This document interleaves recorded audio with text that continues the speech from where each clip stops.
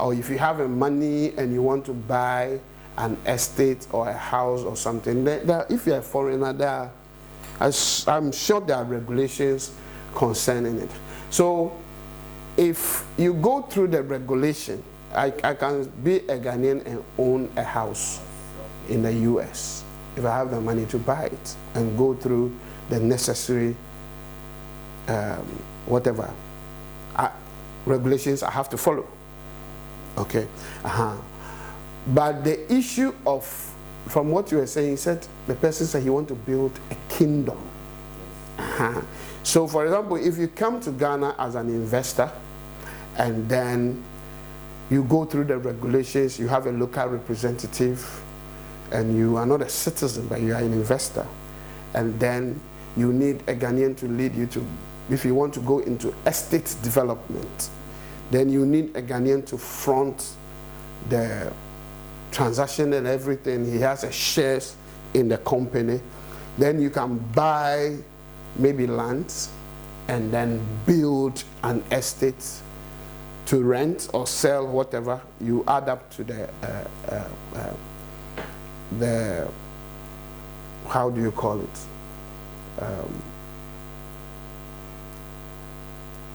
Real estate. You add up to the real estate market in the country. But I believe there are regulations. But the idea of building a kingdom there, you're not talking business. You're talking political legitimacy. You're talking about political possession of a portion of somebody's country you are not a citizen of. That one is illegal, I'm sure. I don't think you can come from one kingdom and come and build another kingdom in that kingdom. In another kingdom. You can come from one kingdom and come and build your kingdom in another kingdom. It doesn't even make sense to start with. So, yes, the relationship between Ghanaians and Nigerians, and I think when you talk about Nigeria, I think Igbos travel more than any other tribe. Maybe Igbos, and then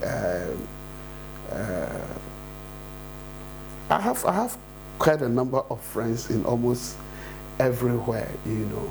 But Igbos travel a lot. Igbos are hustlers. They hustle more than the other tribe. Like you come to Ghana, you have the Ashantis and the Kwabus being hustlers here, you know.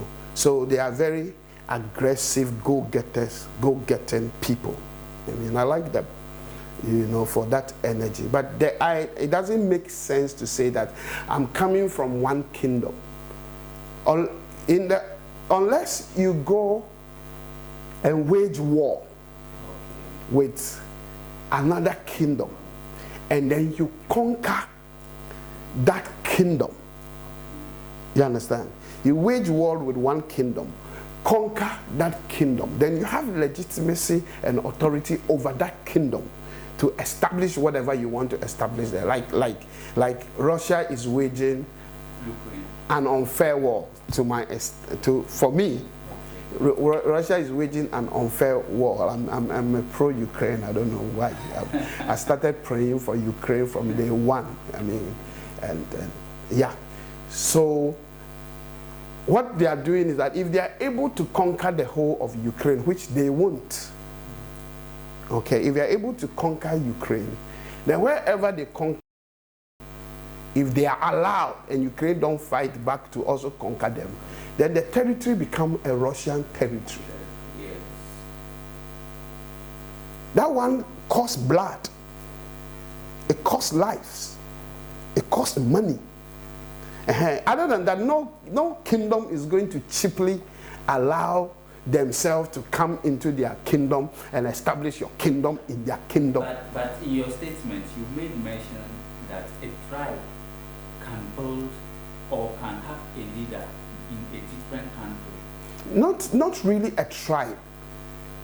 Okay, not really a tribe. But if we want to make it a tribe, fine. But we can say Nigerians in Ghana can organize themselves We want to know ourselves, and then we should have a leader. But that doesn't give you a legitimate kingdom. The leader also, like, governing his people in Ghana, they can call him their king. Yes, they can call him their king. They choose a name to give to whoever their leader is. So they can give him a king. It doesn't mean he is a king in the nation. Oh, okay, but he is a king under Igbos or Nigerians in Ghana. So he is a king of Nigerians if the Nigerians in Ghana or Igbos in Ghana have chosen him as their leader and they choose to call him a king. It doesn't mean that the country Ghana recognize him as a king. But this man is not saying the country should recognize him.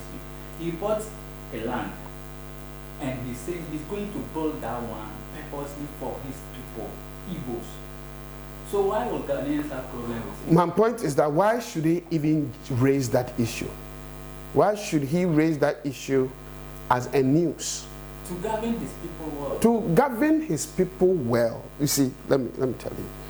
If that's why I say we are even giving it an undue recognition. I think that whoever he is wants to just become popular at everybody's expense, and he doesn't even deserve the attention. He's just creating unnecessary tensions and destroying the beautiful relationship that has been between Ghanaians and Nigerians. But right now, I'm coming.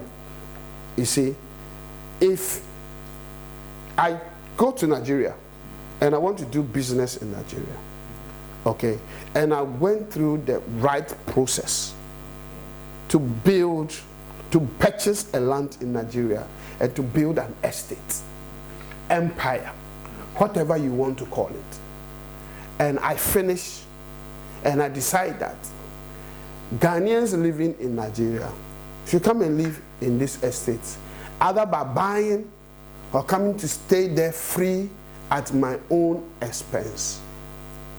I haven't created any issue. But once you say you want to build a kingdom,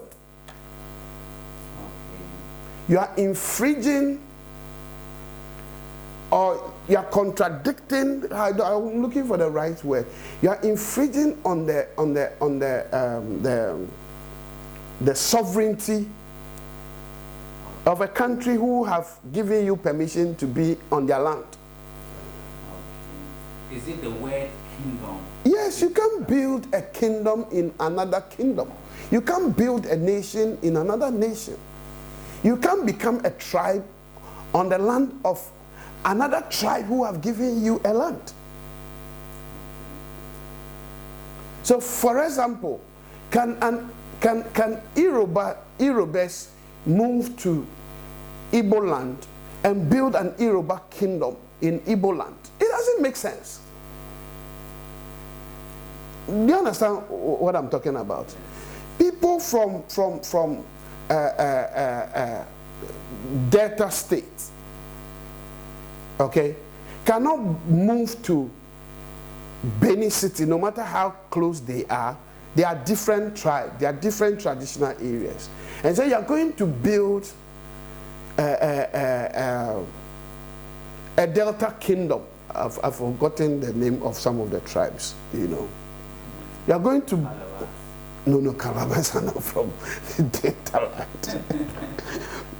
Orobos. Then you have you been to Nigeria before? A lot. So Yorubos or Yorubos cannot move to Benin and establish their kingdom there, because even in Delta land, they have their traditional area. They don't cover the whole of Delta land. You understand? So you have the Yorubos here, you have this group here, you have that group here, you have that group here. Even on Delta land,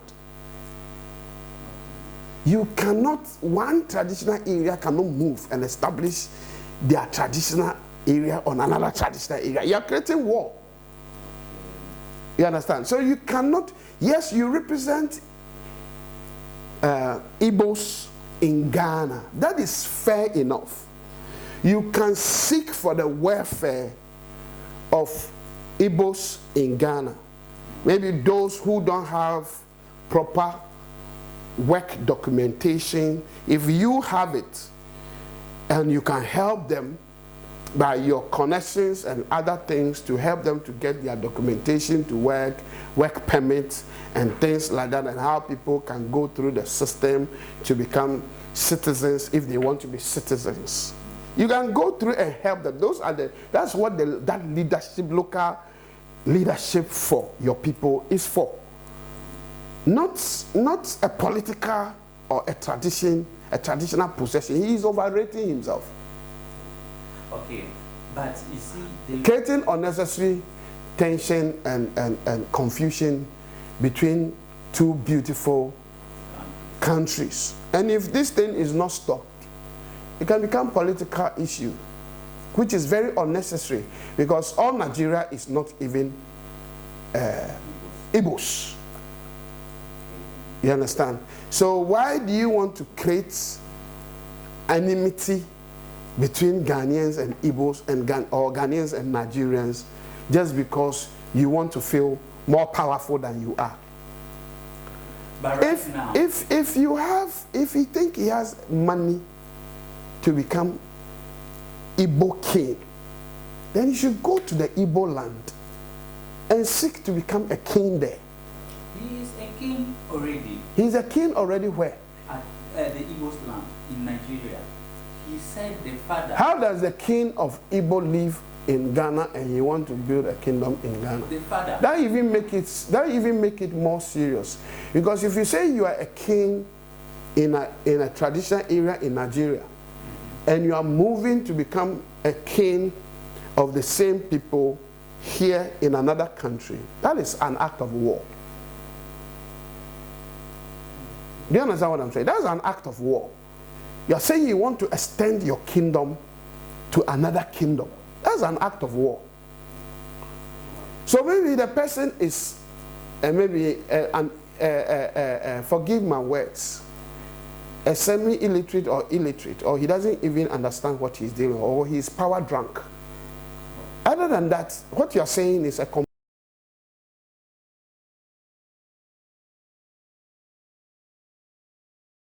act of war.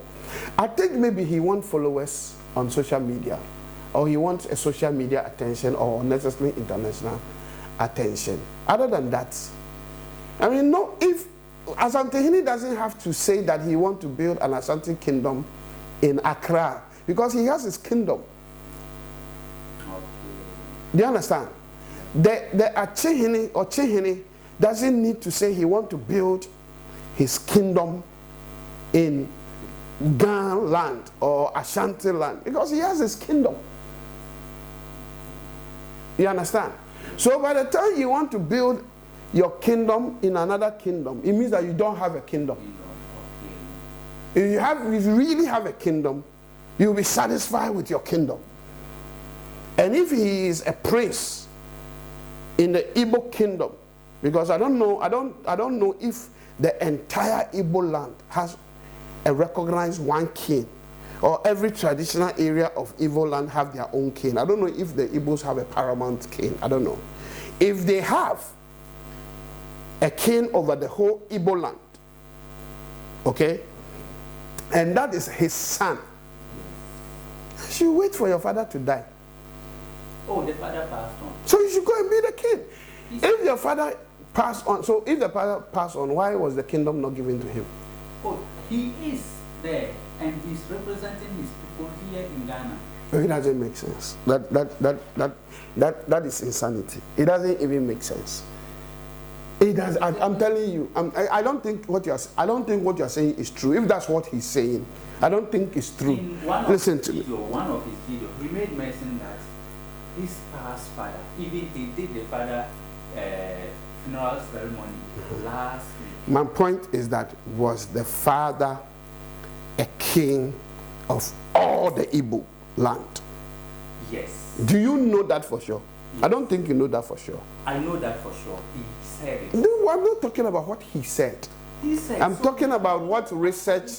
No, said. I'm talking about. That's what I'm saying. Somebody can be power drunk and start talking, creating confusion for everyone. Is there a research that proves that his father was the king of the entire Igbo land in Nigeria, and that he was the heir apparent to the Igbo throne. And the father died, and the kingship had been given to him. What is he doing in Ghana?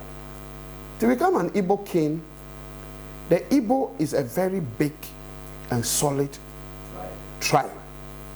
You cannot be a legitimate Igbo king and live in another country. Like Asantehene is living in London. He has lived all his life in London. But when he became a king, you must sit on the stool and control the scepter of authority of the Ashanti kingdom.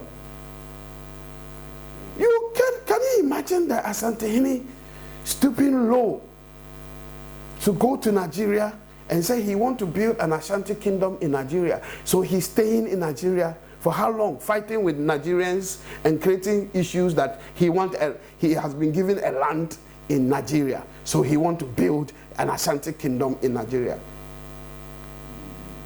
Doesn't make sense. The Ashantis are even too proud to accept something like that. And to even, it will hurt them that their king can stoop that low. Do you understand what I'm saying? So kingship is a very respected institution in Africa and some other parts of the world. So to be king of your people is a very honorable thing. If he's really the king, I don't think he will stoop that low to get himself and his people into this insulting position and this compromise. I don't think so. So, as I said, I don't know too much to the issue. But if Igbo land is a big land. Of course. They are the big tribe. They are, I'm very sure, then they are the biggest tribe in Nigeria. I'm not too sure. But if they are not, they are one of the biggest. If you are a king there, you wouldn't want another small kingdom in Dodowa. Okay. It doesn't even make sense. 50 acres. For expansion. Expansion of what? Yes. Where? Every Igbo in Ghana, when he gets money, want to go back to the Igbo land and build a house, buy property. If they buy a house or build a house in Ghana, it's for accommodation, but it's not for identity. No Igbo want to become a Ghanaian, except for the purpose of work permit and the document to be able to make money. And Igbos love making money. Yes. Like the tribe I come from in Ashanti, we like making money. You understand? But why will an average Nigerian not be proud of being a Nigerian but want to become a Ghanaian? Why would an average Igbo person want to stop being an Igbo in Nigeria and want to become an Igbo in Ghana, or become a Krobo on a Krobo land, or Adan in an Adan land? So this whole thing is just being blown out of proportion. I really think people should not take him serious. He's trying to generate unnecessary tension and confusion between a beautiful brotherhood between Nigerians and Ghanaians, and that is what I would say. But my final question, as this tension is rising, what advice do you have for the youth of Nigerians and Ghanaians? Right now, Ghanaians are saying Nigerians must go, not only Igbos must go. The tension is high. So, what advice do you have for them? So you see, I mean, it has been a historic thing. This is not the first time, but I don't think it should be pushed to that level. Any time over history has proven that any time Nigerian economy was bad and Ghanaian economy was good, a lot of Nigerians will migrate to Ghana. And any time Ghanaians economy was bad and Nigerian economy was good, Ghanaians will. So now we even have a bag that we call Ghana must go. It means that there has been a point in history where Nigerians think that Ghanaians were overwhelming their land and they should go. You understand? And sometimes it's not about the numbers of Ghanaians in Nigeria or the numbers of Nigerians in Ghana, but sometimes some of this nonsense and unnecessary behavior of some few people now cost a lot of people their daily bread and their hustling life. You understand? So I really think that Ghanaians should be patient with this whole thing. Now, with civilization and with globalization, ECOWAS have rules and laws governing us. And apart from even the ECOWAS rules and laws and everything. Do you think Ghanaians are taking the laws into their hands? I'm coming. I mean, ECOWAS laws and everything. And then the really cordial relationship between Ghanaians and Nigerians. It has been marvelous over the years. In the area of ministry, sports, politics, when you want to go into other economic ventures, and real friendship, marriage, Ghanaians marrying Nigerians, Nigerians marrying Ghanaians. We have almost become a family. You understand? So I think that whatever needs to be done to rather climb down the misbehavior of one person should be dealt with instead of putting all Nigerians in one basket. As for the youth, we, apart from everything, apart from our friendship and our relationship, Nigerians and Ghanaians are also rivals. When it comes to sports, we even have rivalry over jollof. You understand? Ghana jollof, Nigeria. So we have a cordial thing. So if anything come up between Nigeria and Ghana, that rivalry also come. But if we dwell on the rivalry now, we will be venturing into a political danger, which is not good for all of us. So the insult should stop. One person's act of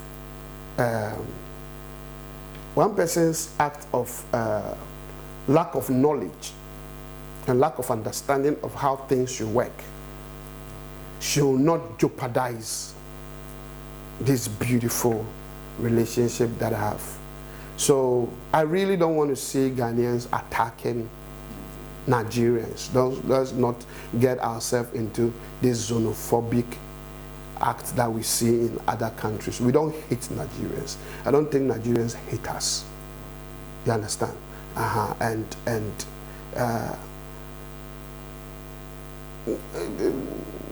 We are fine. So Nigerians must go. Yes, I don't think we have support of Nigerians must go. No, I don't think we are there. Okay, what about the king? He is perpetuating illegality. Okay. He should be. Nigerians Ghanaians are saying that Igbos must go. That Nigerians must go. I don't think every. I don't even think every Igbo. I don't think all Igbos support him. One monkey spoil all monkeys. One monkey cannot spoil all monkeys. Everybody have their own identity. Right now, because of this statement that are making Ghanaians to do this protest against Nigerians must go. Is he not the only person who spoiled every Nigerian? Yes, but what I'm saying is that they should rather say that he should go. Okay, he alone. He should go. If the system think that he is perpetuating illegality, he should be deported. And there are rules and laws about it. That's why I said one person cannot jeopardize our relationship. Okay. But Ghanaians too are having this mindset that Nigerians staying in Ghana, they are the one causing every criminal act in Ghana.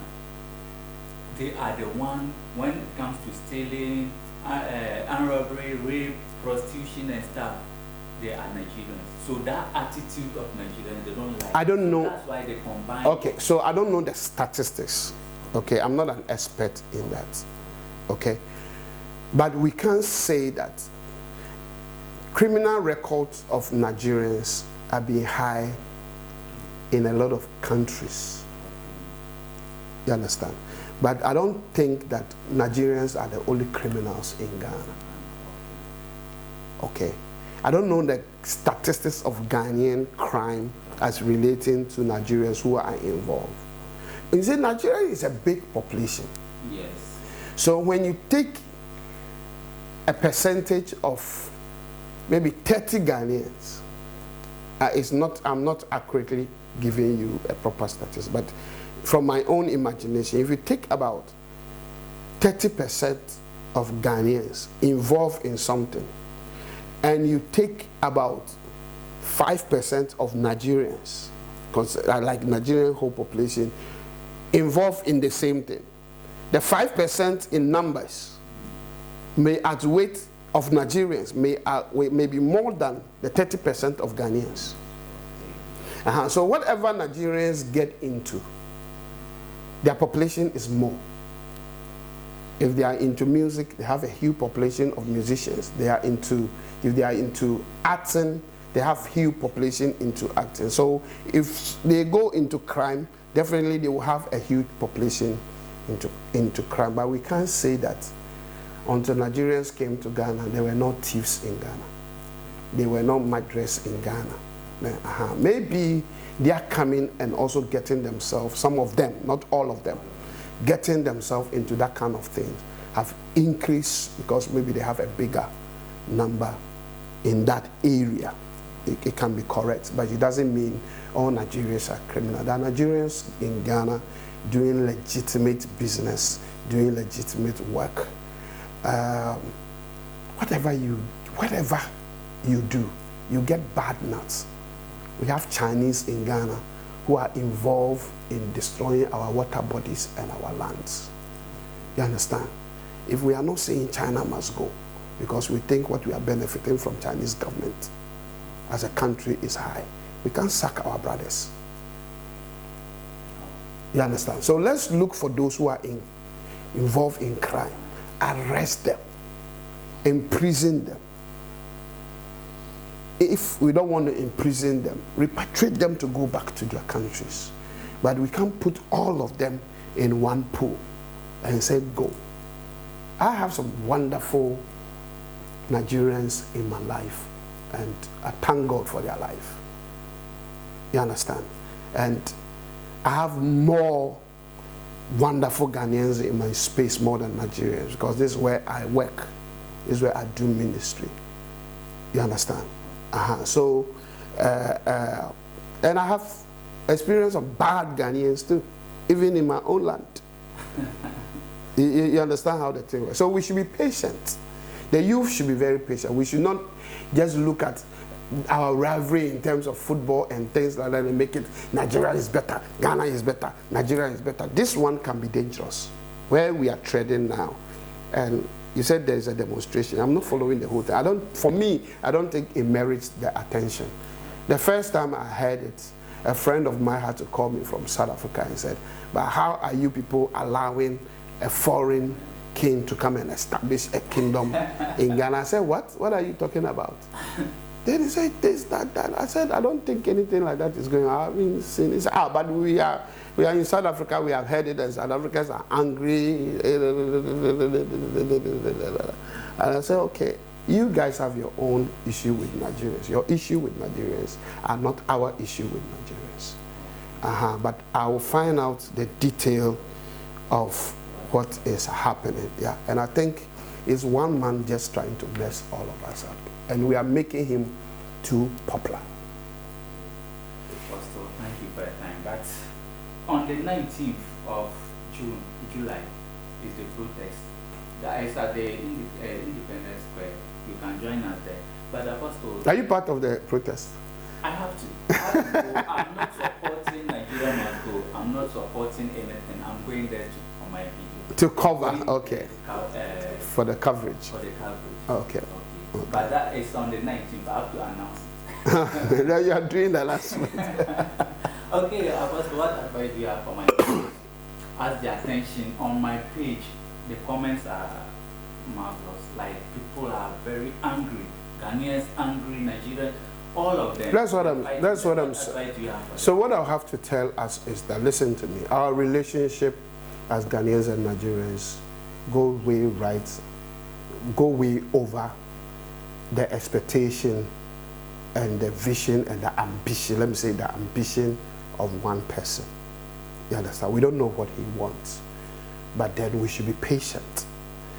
Don't listen to a comment that a Nigerian is making about this and get angry. Don't listen to a comment a Ghanaian is making about this and get angry, because now it's like Nigerians supporting Nigerians and Ghanaians supporting Ghanaians. I think what is not right in Ghana is not right in Nigeria. What is not right in Nigeria is not right in Ghana. No Ghanaian king can get up and go and establish an extension of his kingdom on Igbo land, on Yoruba land, or in Orobo land, anywhere in Nigeria.